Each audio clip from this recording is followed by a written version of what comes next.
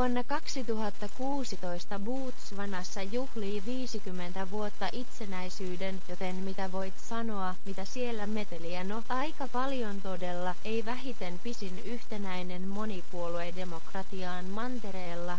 Progressiivinen sosiaalinen näkymät. Botswana oli yksi ensimmäisistä maista tarjota ilmainen retroviruslääkkeet kansalaistensa 2002. Minimaalinen korruptio, terve ja valistunut matkailualan ja nopeasti kasvava talous itsenäistymisen jälkeen.